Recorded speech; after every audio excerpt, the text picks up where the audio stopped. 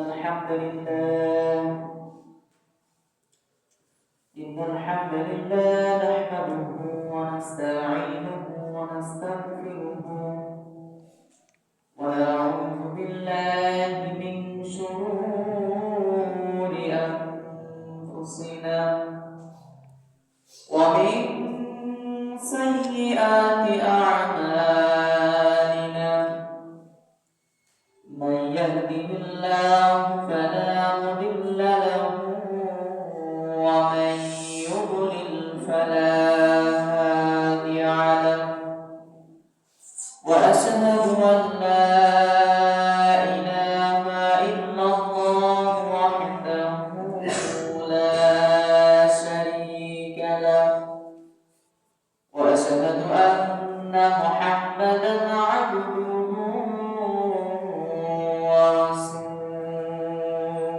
ورسوله يا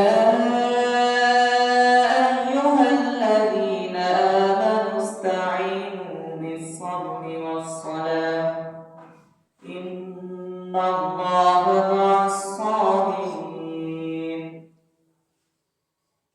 الذي أرسله بالحق بشيرا ونذيرا وداعيا إلى الله بإذنه وسراجا وقمرا منيرا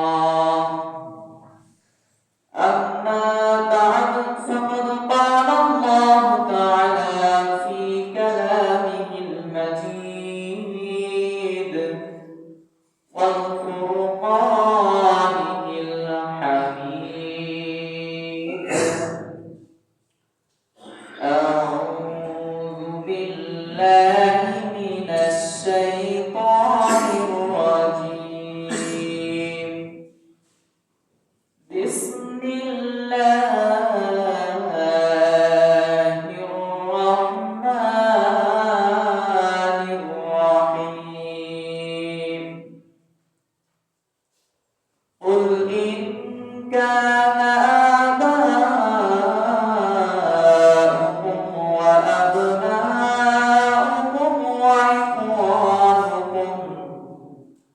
وإخوانكم وأزواجكم وعشيرتكم وأموال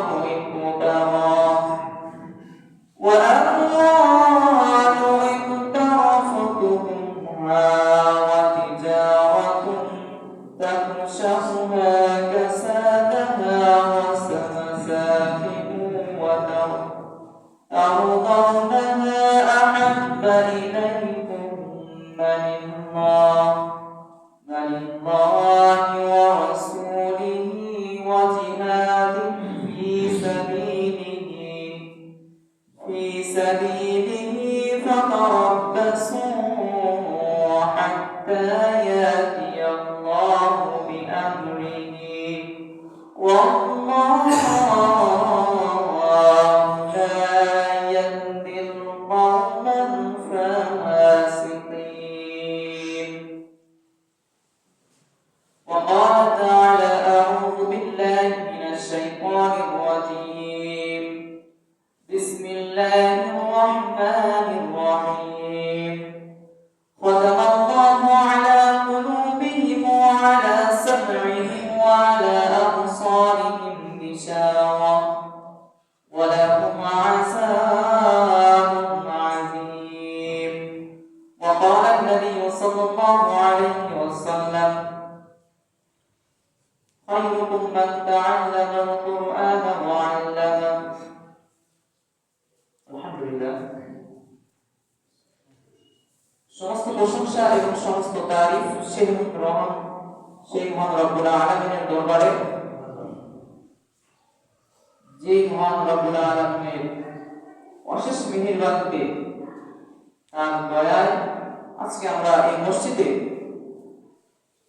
আজানের আগ মুহূর্তে সুস্থভাবে সুস্থ মস্তিষ্কে উপস্থিত হতে পেরেছি। এজন্য আমরা সকলেই অন্তরের স্থল থেকে শুকরিয়া আদায় করি আমরা সবাই জবান করে বলি কালিমাতুশ শুকর আলহামদুলিল্লাহ। সম্মানিত মুসলিম, আপনারা আপনাদের সামনে কাতারগুলো পূরণ করে বসুন। কি জন্য? আপনারা যেখানে ফাঁক রাখবেন সেখানে শয়তান এসে বসে যাবে। তাহলে আপনারা মনোযোগ সহকারে বক্তব্যটি আমরা নিয়ে আসতে পারবেন। এই জন্য যখনই আপনারা বসতে আসবেন সামনের কাতারগুলো পূরণ করে বসবেন। আমরা সেই নবীর প্রতি দরুদ পেশ করি যে নবী এই পৃথিবীর বুকে এসেছিল, যেগুলো মানুষ যারা অন্ধকারের মধ্যে চলে গিয়েছিল সেগুলো মানুষকে ধরে ধরে ইসলামের দাওয়াত দিয়ে আলোতে, নূরের ভিতরে ইসলামের আলোতে নিয়ে আসার জন্য আল্লাহ রাব্বুল আলামিন যাকে এই পৃথিবীর বুকে রহমত স্বরূপ পাঠিয়েছে, যার উম্মত হতে পেরে আমাদের জীবন ধন্য। নবীরাও তার উম্মত হওয়ার জন্য কি আল্লাহর কাছে বলেছে, সেই নবীর উম্মত হতে পেরে আমাদের জীবন ধন্য। সেই নবীর প্রতি আমরা সকলেই দরুদ পেশ করি। আমরা সবাই বলি সাল্লাল্লাহু আলাইহি ওয়াসাল্লাম। সম্মানিত মুসলিম, আজকে আমি আপনাদের সামনে একটি আয়াত তেলাওয়াত, দুইটি আয়াত তেলাওয়াত করেছি। প্রথম আয়াতটি হলো সূরাতুত তাওবা। আল্লাহ রাব্বুল আলামিন এই কোরআনকে আমাদের জন্য পথ প্রদর্শক হিসেবে সৃষ্টি করেছে। তার প্রমাণ আল্লাহ রাব্বুল আলামিন নিজে কোরআনে বলে দিয়েছে, হুদাল লিল মুত্তাকিন। এটা মুত্তাকিদের জন্য পথ প্রদর্শক। তাহলে আল্লাহ রাব্বুল আলামিন এই কোরআনকে আমাদের পথ প্রদর্শক। আমরা কিভাবে চলবো এই পৃথিবীর বুকে, সেই জন্য আল্লাহ রাব্বুল আলামিন এই কোরআনকে সৃষ্টি করেছে, কোরআনকে অবতীর্ণ করেছে আমাদের জন্য। এবং আমাদের জীবনের শুরু থেকে শেষ পর্যন্ত যত রকম জিনিস দরকার, যত রকম নিয়ম কানুন দরকার, সব নিয়ম কানুন আল্লাহ রাব্বুল আলামিন এই কোরআনে দিয়ে দিয়েছে। এই কোরআনে 30টি পারা রয়েছে, 114টি সূরা রয়েছে।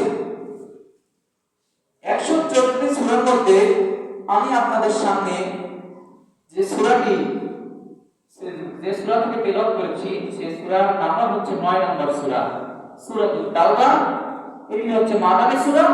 129টি আয়াতের ভিতর থেকে আমি আপনাদের মাঝখানে একটি আয়াত তেলাওয়াত করেছি, যে আয়াতে আল্লাহ তাআলা খুব সুন্দর করে বলে দিয়েছে ঈমানদারগণ কাদেরকে ভালোবাসবে বেশি।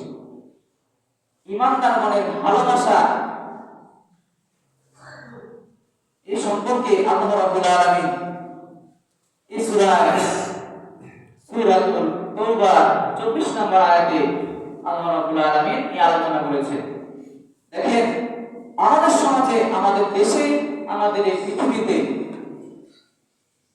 অসংখ্য মানুষেরা রয়েছে, অসংখ্য যুবতীরা রয়েছে যারা হারাম কাজে লিপ্ত রয়েছে, যারা হারাম রিলেশনে রয়েছে। এমন অনেক অসংখ্য যুবক যুবতীরা রয়েছে। ইহুদিরা, দেখেন ইহুদিদের চক্রান্ত কত কঠিন।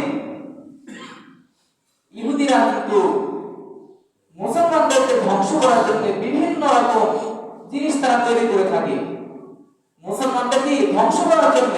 কিন্তু আমরা মুসলমান, আমরা বুঝি না যে ইহুদিরা আমাদের ধ্বংস করার জন্য এগুলো দিবস, এগুলো নিয়ম কানুন আমাদের মধ্যে ছড়ে দিচ্ছে। আজকে 14 তারিখ, ফেব্রুয়ারির 14 তারিখ, বাংলাদেশের অনেক অসংখ্য নামধারী মুসলমান রয়েছে যারা 14 ফেব্রুয়ারি ভ্যালেন্টাইন্স ডে, ভালোবাসা দিবস পালন করছে। নাউজুবিল্লাহ। এটা কি কোনো মুসলমানের সন্তান কি পালন করতে পারে? যদি কোনো মুসলমানের সন্তান, যদি আপনারা দেখেন যে মুসলমানদের ভিতর থেকে এগুলো পালন করছে, সে মুসলমানই না। কারণ মুসলমানের সন্তান কখনো এগুলো পালন করতে পারে না। আল্লাহ রাব্বুল আলামিন এটাকে হারাম করে দিয়েছে। সেই ইহুদিরা, খ্রিস্টানেরা তারা এই আইনগুলো চালু করেছে, দিবসগুলো চালু করেছে। আর দুর্ভাগ্য, কপাল পোড়া মুসলমান, কপাল পোড়া যুবক যুবতীরা তারা এই 14 ফেব্রুয়ারি পালন করছে। 14 ফেব্রুয়ারি কোনো দিবস না, ভালোবাসা দিবস না, এটা হচ্ছে ধর্ষণ দিবস। অসংখ্য মা-বোনের ইজ্জত দিয়ে 14 ফেব্রুয়ারি তারা উদযাপন করছে। দেখেন, কালকে পত্রিকায় দেখতে পাবেন যে অসংখ্য মা-বোনেরা, অসংখ্য নারীরা এই 14 ফেব্রুয়ারি ধর্ষিত হয়েছে। তাহলে এগুলো হারাম জিনিস ইসলামে আছে? কেউ কি বলতে পারবে যে ইসলামে 14 ফেব্রুয়ারির কথা বলা আছে? এটা কিন্তু ইহুদিদের একটি চক্রান্ত, যে চক্রান্তের ভিতরে আমাদের মুসলমান ভাই বোন, যুবক যুবতীরা তারা এই চক্রান্তের ভিতরে ঢুকে গিয়েছে। দেখেন, আবার এই 14 ফেব্রুয়ারি আগে থেকে কত রকম চকলেট ডে, তারপরে কি কি ডে তারা হোস্টে মনে করছে না, বাট এগুলো ডে আবার তৈরি করেছে। ডে তৈরি করে এই 14 ফেব্রুয়ারি ভালোবাসা দিবস, এটা কোন মুসলমানদের সন্তান এটা পালন করতে পারে না। এই 14 ফেব্রুয়ারি যারা পালন করবে তাদের জন্য আল্লাহ রাব্বুল আলামিন জাহান্নামকে রেখেছে। এজন্য আমাদেরকে জানতে হবে, সেটা আমল করতে হবে। দেখেন, আল্লাহ রাব্বুল আলামিন এই কোরআনে বলে দিয়েছে যে আমরা কাদেরকে ভালোবাসবো, আমাদের ভালোবাসা কেমন হবে, আমরা কখন ভালোবাসবো। ইহুদিদের মধ্যে ওদের কোনো ভালোবাসা নেই, এই জন্যই ওরা একটা নির্দিষ্ট একটি দিন ঠিক করেছে যে আমরা সারা বছর মারামারি করবো, সারা বছর আমরা বিভিন্ন রকম খারাপ কাজ করবো, সারা বছর মানুষের পিছনে লেগে থাকবো, আর এই 14 ফেব্রুয়ারি একটি দিন, এই দিনে আমরা ভালোবাসা মানুষের কাছে বিনিময় করবো। কিন্তু একজন মুসলমানের ভালোবাসা কেমন হবে? মুসলমানের ভালোবাসা কি একদিনে হয়? প্রতিদিনের ভালোবাসা।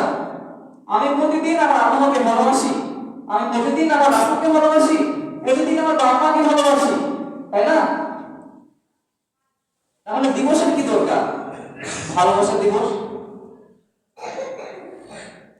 এটা ইহুদিদের চক্রান্ত। দেখেন, আল্লাহ রাব্বুল আলামিন বিশ্বনবী জনাব মুহাম্মদ রাসূলুল্লাহ সাল্লাল্লাহু আলাইহি সাল্লাম একদিন বললেন, হে ওমর, তুমি আমাকে কেমন ভালোবাসো? ইসলামের দ্বিতীয় খলিফা ওমর রাদিয়াল্লাহু আনহু বললেন, হে ওমর, তুমি আমাকে কেমন ভালোবাসো? তখন ওমর রাদিয়াল্লাহু আনহু বললেন, হে আল্লাহর রাসূল, আমি আমার সন্তানাদি, পিতামাতা, স্ত্রী, পরিবার পরিজন সবচাইতে, তাদের থেকে সবচাইতে বেশি ভালোবাসে আপনাকে। তখন আল্লাহর রাসূল বলল, হলো না, তোমার ভালোবাসা হলো না। দেখেন, ওমর বলেছে যে আমি আমার স্ত্রী, সন্তানাদি, আমার পরিবার সবার চাইতে বেশি ভালোবাসি। তারপরে আল্লাহর রাসূল বলল, হলো না। তখন ওমর বলল, আমি আমার সন্তানাদি, স্ত্রী, আমার যত সম্পদ রয়েছে সব সম্পদের চাইতে আপনাকে বেশি ভালোবাসি। তারপরে আল্লাহর রাসূল বলল, হলো না। তখন ওমর বলল যে আমি আমার স্ত্রী, সন্তান এবং আমার জীবনের চাইতে ভালোবাসি। তখন আল্লাহর রাসূল বলল, হ্যাঁ, এবার হয়েছে। তাহলে আমাদেরকে ভালোবাসতে হবে কেমন? আল্লাহর রাসূলকে আমাদের জীবনের চাইতে ভালোবাসতে হবে। যখন আপনি আপনার জীবনের চাইতে আল্লাহ এবং তার রাসূলকে ভালোবাসবেন, তখনই আপনি প্রকৃত মুমিন হতে পারবেন। তার আগে আপনি কখনোই প্রকৃত মুমিন হতে পারবেন না। এই আয়াতে আল্লাহ রাব্বুল আলামিন এই বিষয়ে আলোচনা করেছে যে এখানে আল্লাহ তাআলা বলছে, হে নবী, আপনি বলে দিন, আল্লাহর রাসূলকে উদ্দেশ্য করে আল্লাহ তাআলা এই আয়াতটি নাযিল করে বলে দিচ্ছে, হে নবী, আপনি বলে দিন তাদেরকে যে যদি তোমরা তোমাদের পিতামাতা, ভাই বোন, সন্তান, তোমাদের স্ত্রী, তোমাদের আত্মীয় স্বজন, তোমাদের উপার্জন করা সম্পদ, তোমাদের ব্যবসা, যে ব্যবসার ভালো মন্দ নিয়ে তোমরা ভয় করো সেই ব্যবসা, এবং তোমাদের বাসস্থান যেটাকে আমরা বলি বাড়ি, এর চাইতে যদি তোমরা আল্লাহকে এবং তার রাসূলকে এবং আল্লাহর পথে জিহাদ করাকে বেশি প্রাধান্য দাও অপরকে, তাহলে তোমরা শাস্তির জন্য অপেক্ষা করো। দেখেন, এটা আমাদের ভালো করে বুঝতে হবে। আল্লাহ তাআলা এখানে বলছে, যদি তোমরা এগুলো জিনিসের চাইতে, মানে আল্লাহ, রাসূল, আল্লাহর পথে জিহাদ, এই তিনটি জিনিসের চাইতে যদি তোমরা অপরকে বেশি প্রাধান্য দাও, বেশি ভালোবাসো, তাহলে তোমরা শাস্তির জন্য অপেক্ষা করো। দেখেন, যে কয়টি দিক এই আয়াতে আল্লাহ রাব্বুল আলামিন তুলে ধরেছে, সবগুলোই কিন্তু আমাদের ভিতরে রয়েছে। আমরা আমাদের আত্মীয় স্বজনকে ভালোবাসি না, সন্তান আদিকে ভালোবাসি না, আমাদের সম্পদের লোভ নেই, আমরা যে ব্যবসা করি এই ব্যবসারও কিন্তু লোভ রয়েছে। আল্লাহ রাব্বুল আলামিন এই আয়াতে খুব গুরুত্বপূর্ণ বিষয় নিয়ে আমাদেরকে জানিয়ে দিয়েছে। দেখেন, যখন আল্লাহ রাব্বুল আলামিন এখানে প্রথমে বলেছে যে তোমাদের সন্তান, পিতামাতা, আল্লাহ রাব্বুল আলামিন এই আয়াতে, মানে আগের আয়াতে আল্লাহ রাব্বুল আলামিন এখানে বলেছে যে হে ইমানদারগণ, তোমরা শোনো, আল্লাহ রাব্বুল আলামিন এখানে ইমানদারগণকে ডেকে বলছে তোমাদের বাপ ভাই ও তোমাদের সন্তান এরা যদি মুমিন না হয় তাহলে এদের সাথে সম্পর্ক রেখো না। আপনার পিতামাতা, আমি বলছি না যে আপনার পিতামাতাকে আপনি ভালোবাসবেন না, এটা না, আমি বলতে যাচ্ছি আপনার পিতামাতাকে আপনি ভালোবাসবেন, কিন্তু আল্লাহ, রাসূল এবং আল্লাহর পথে জিহাদ, এই তিনটি কম হতে হবে, এই তিনটিকে বেশি প্রাধান্য দিতে হবে। আমাদের সন্তান, আল্লাহ রাব্বুল আলামিন তার বললেন যে তোমাদের সন্তান, এই সন্তানকে দেখেন আমরা কত ভালোবাসি, আমাদের এই সমাজে সন্তানদেরকে আপনারা কত ভালোবাসেন। দেখেন, একটি ছেলে নামাজ পড়ে না, আমার চোখে বলছে না, তার প্রাপ্ত বয়স হয়ে গেছে নামাজ পড়ার, সে নামাজ পড়ার বয়স হয়ে গেছে, কিন্তু ফজরের সময় আপনি সেই সন্তানকে খুব ভালোবাসেন, মায়া করেন, মহব্বত করেন, এই জন্য ফজরের সময় আপনার সন্তানকে আপনি ডাক দিচ্ছেন না। বলছেন আমার সন্তান যদি ফজরের সময় নামাজ পড়তে আসে তাহলে সে কষ্ট হবে। আর কি কষ্ট, কি ভালোবাসা দেখেন, এই জন্য সন্তানকে ফজরের সময় নামাজে ডাক দেন না। তারপরে সন্তান বিভিন্ন রকম খারাপ কাজে নিমজ্জিত হয়ে যাচ্ছে, সিগারেট, বিড়ি, বিভিন্ন রকম নেশাদ্রব্য জিনিসের ভিতরে চলে যাচ্ছে, আপনি আপনার সন্তানকে ভালোবাসেন, কিছু বলছেন না। সন্তান বিভিন্ন রকম হারাম সম্পর্কের দিকে চলে যাচ্ছে, বিভিন্ন রকম রিলেশনের দিকে চলে যাচ্ছে, আপনি কিছু বলছেন না, কারণ আপনি সন্তানকে ভালোবাসেন।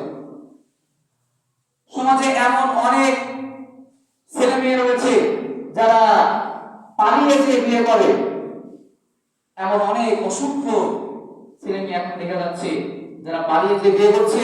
একটা কথা মনে রাখবেন, পিতামাতা রাজি যদি না হয়, পিতামাতা যদি না থাকে, তাহলে কিন্তু সন্তানের কখনো বিয়ে হয় না। ওই যে আপনার সন্তান, আপনার মেয়ে পালিয়ে যে বিয়ে করছে, তারা কি জেনা করছে না? সাপোজ বিয়ে করেছে, কোর্টে যে সাইন করে কবুল করেও বিয়ে করছে, সমস্যা নেই, বিয়ে করা হয়ে গেছে, কিন্তু আপনারা জানেন না ওরা কিন্তু বিয়ে কখনো হবে না। ইসলাম সমর্থ করে না তাকে, ওরা যতদিন একসাথে থাকবে ততদিন ওরা জেনা হবে। এমনকি যদি সন্তান হয়, সন্তান হবে সেটা করবে, কি জন্য? ওটা হারাম হবে না, হারাম সন্তান হবে না। ওগুলো সন্তান আস্তে আস্তে বড় হবে তখন দেখবেন ইসলামের পিছনে লাগবে, বিভিন্ন রকম হুজুরের পিছনে লাগবে, ইসলাম কিভাবে ক্ষতি করা যায় সে ক্ষতির দিকে লাগবে। এমন ভাবে অনেক যুবক যুবতীরা যারা পালিয়ে যেয়ে বিয়ে করছে আর ফেসবুকে স্টেশন দিচ্ছে যে পূর্ণতা পেয়েছি আমরা, দেখা যাচ্ছে না? এমন ফেসবুকে লেখে যে আমরা পূর্ণতা পেয়েছি, পালিয়ে যে বিয়ে করেছে। আমরা বিভিন্ন রকম শয়তানের অস্ত্র পরিণত করছি, আর ওইগুলো সন্তানকে আপনি মেনে নিচ্ছেন, নিয়ে আপনার বাড়িতে জামাই আপ্যায়ন করছে, ওদেরকে আপনার কোন সুস্থ মানুষ, যে কোন সুস্থ মানুষ যদি হয় তাহলে ওই ছেলে মেয়েকে জীবনে স্বীকারই করবে না যে আমার ছেলে মেয়ে, মনে করবে ছেলে মরে গেছে। কিন্তু পিতা মাতার এমন ভালোবাসা, যে ভালোবাসার জন্য সন্তান ভুল করছে তারপরেও তাকে কি টেক করতে পারছে না। আবার এমন মেয়ে রয়েছে যাদের একটি স্বামী আছে, তারপরে তারা আবার অন্য স্বামী অন্য ছেলের সাথে সম্পর্ক করে। এমন মেয়ে নেই? এমন মেয়ে আছে, কিন্তু তার স্বামী আছে কিন্তু সে অন্য ছেলের সাথে সম্পর্ক করছে, অন্য ছেলের সাথে পড়িয়ে চলে গেছে, পালিয়ে চলে গেছে, এমন অসংখ্য মেয়ে আছে। আপনি যদি পিতামাতা হয়ে ওই সন্তানকে যদি মেনে নিয়ে ওই সন্তানের জামাই আপ্যায়ন করেন, তাহলে এর শাস্তি দিতে হবে না আপনাকে? বিবাহের পরে যদি কেউ জেনার মধ্যে নিমজ্জিত হয়ে যায় তাহলে তার শাস্তি কি? তাকে মাটির ভিতরে পুঁতে, তাকে পাথর নিক্ষেপ করে তাকে কি করতে হবে? মেরে ফেলতে হবে। আর ওই শাস্তিওয়ালা মেয়েকে আপনি নিয়ে এসে জামাই আপ্যায়ন করছেন। একটি কথা মনে রাখবেন, যে পাপ করে এবং যে সাহায্য করে দুইজন কিন্তু একই। যে সুদ খায়, যে সুদ দেয়, দুইজন একই পাবে ভাগীদার। ওদের সাথে তো আপনার সম্পর্কই রাখা যাবে না। তারপরে সন্তান পিতা মাতা ভালোবাসে, এই যে ভালোবাসা, এই ভালোবাসার উদাহরণ দিতে যে আমি গেলাম, কিন্তু আল্লাহ তাআলা বলছে তোমাদের সন্তান আদি, দেখেন আপনি যদি তাকে বাড়িতে নিয়ে আসেন, আপ্যায়ন করেন, তাহলে আপনি আল্লাহ এবং তার রাসূলের বিরোধিতা করলেন, ডাইরেক্ট বিরোধিতা করলেন। কারণ আল্লাহর আইন আপনি লঙ্ঘন করলেন। আল্লাহ বলেছে, আল্লাহর আইন, কোরআনের আইন, তুমি তাকে মাটির ভিতরে পুঁতে ধুয়ে পাথর নিক্ষেপ করে মেরে ফেলো। এটা যদি না পারো তার সাথে সম্পর্ক ত্যাগ করো। আপনি যদি সেরকম ক্ষমতা না থাকে, এখন তো ইসলাম কায়েম নেই, এই জন্য এই আইনটা জারিও নেই। যখন ইসলাম কায়েম হবে তখন বুঝবেন কি বলছে। যতগুলো জেনাকার রয়েছে সকলকে এই মাটির ভিতরে পুঁতে তাদেরকে পাথর নিক্ষেপ করে তাদেরকে জাহান্নামে পাঠানো হবে।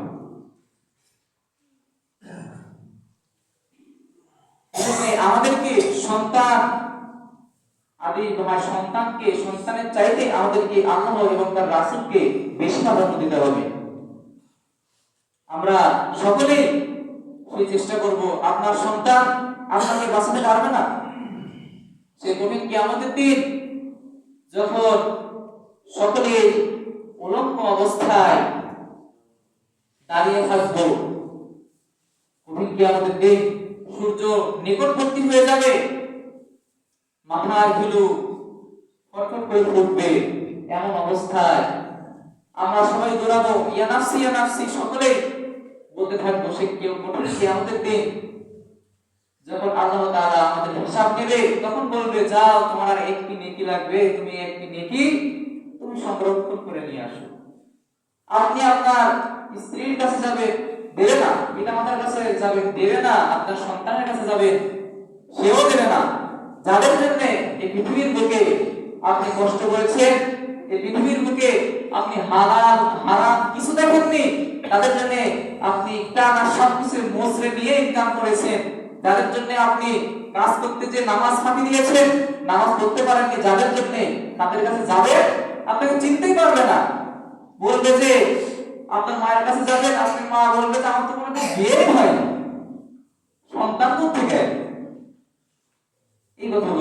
যে মা এই পৃথিবীর বুকে কেউ ভালো না বাসলে সেই মা কিন্তু প্রকৃতভাবে পক্ষে ভালোবাসে।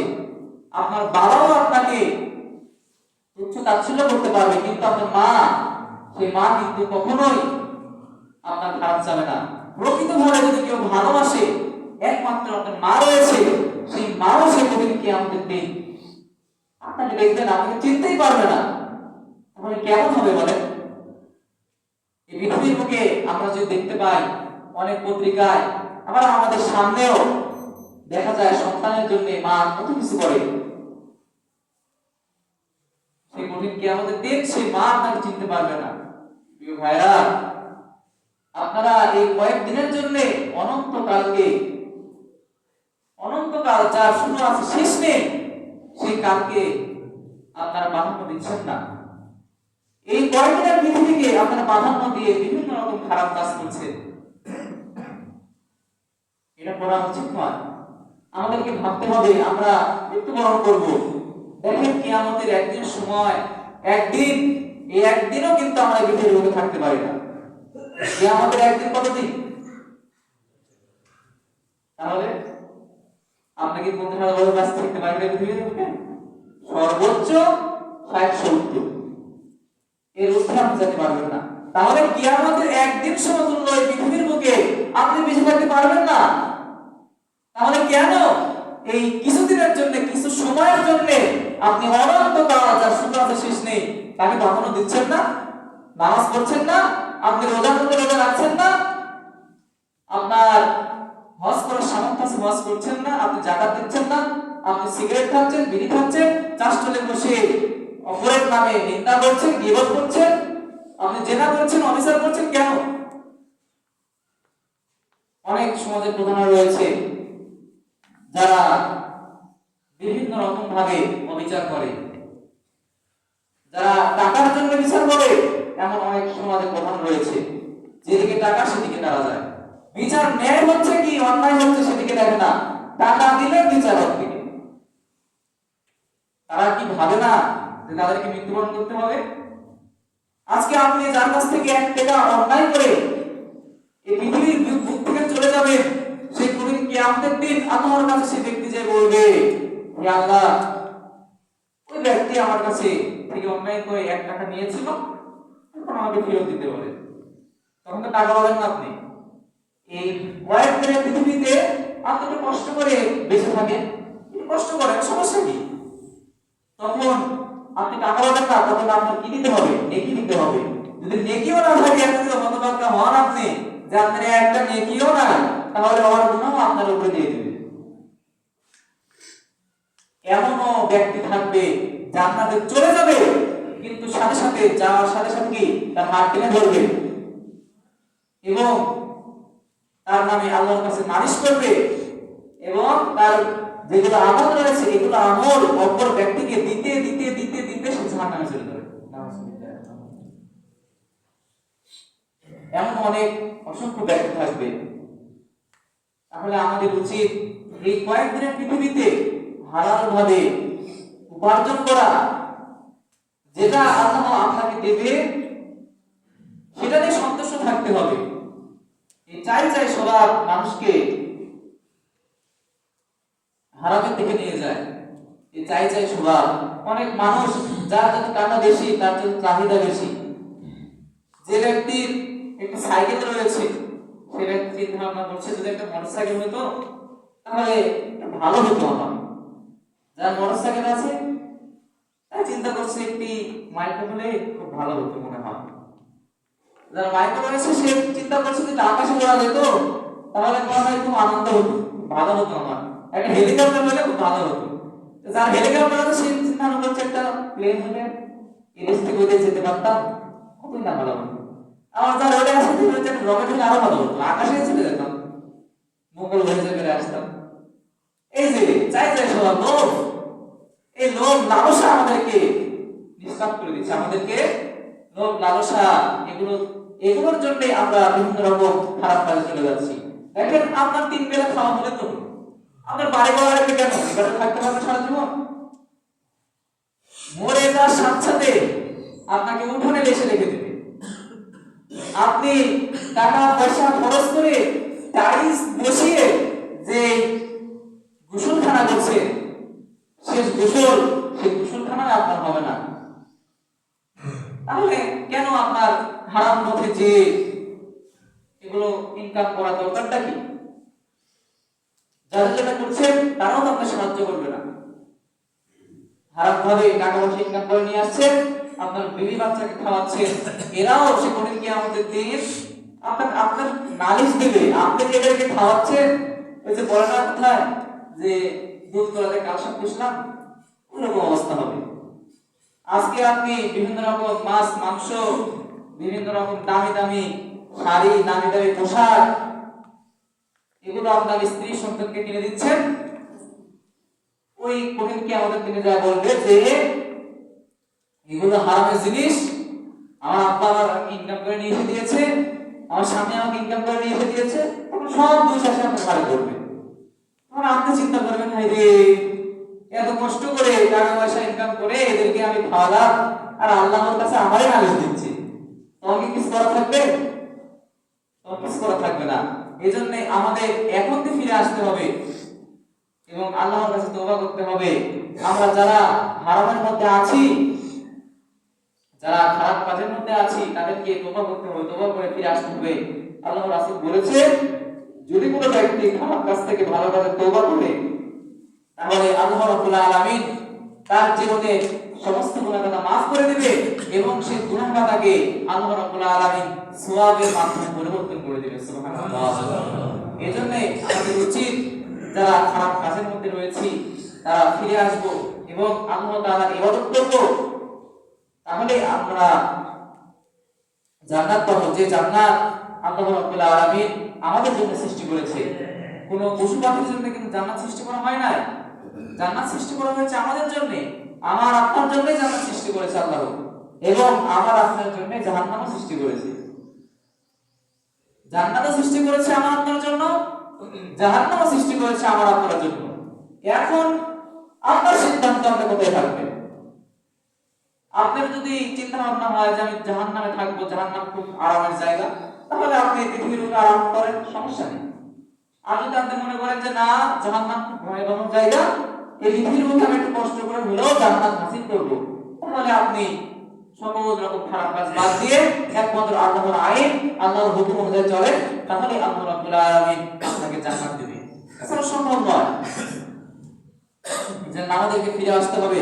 দেখেন, আমি আপনাদের সামনে যে আয়াতটি নিয়ে আলোচনা করেছিলাম, আল্লাহ তাআলা এখানে বলছে যে এগুলো কয়েক প্রকার ভালোবাসার চাইতে যদি আমাকে এবং রাসূলকে যদি তোমরা ভালোবাসতে পারো, তাহলেই তোমাদের জন্য উত্তম রয়েছে। আর যদি ভালোবাসা না পাও, তাহলে তোমরা ভালোবাসতে না পারো, তাহলে তোমরা শাস্তির জন্য অপেক্ষা করো। এজন্য আমাদেরকে ফিরে আসতে হবে, আল্লাহ এবং তার রাসূলকে ভালোবাসতে হবে, আল্লাহর প্রতি আমাদের অন্তরে ভয় রাখতে হবে। আল্লাহ তাআলা সূরাতুর রহমান, এই রহমানে বলছেন যে যদি কোনো ব্যক্তির অন্তরে এই ভয়টি থাকে, যদি কোনো ব্যক্তির ভিতরে এই ভয়টি থাকে যে আমাকে আল্লাহর সামনে দাঁড়াতে হবে, আমাকে আল্লাহর সামনে দাঁড়াতে হবে, সেই ব্যক্তির জন্য আল্লাহ রাব্বুল আলামিন দুইটি জান্নাত সৃষ্টি করেছে। সুবহানাল্লাহ। এই জান্নাতের বর্ণনা আল্লাহ রাব্বুল আলামিন এই সূরাতে দিয়ে দিয়েছে। সময় সংকীর্ণ, এজন্য আমি আপনাদেরকে বলতে পারলাম না। যদি অন্য একদিন যদি আমার সুযোগ হয়, তাহলে সেই সম্পর্কে আপনার সামনে ইনশাআল্লাহ আলোচনা করব। এই আয়াতে আল্লাহ রাব্বুল আলামিন বলেছে যে যদি কোনো ব্যক্তি ওই আল্লাহর প্রতি ভয় রাখে, দেখেন আপনি যদি আল্লাহর প্রতি ভয় রাখেন, তাহলে কিন্তু আপনি খারাপ কাজ করতে পারবেন না। নামাজ পড়তে পারবেন?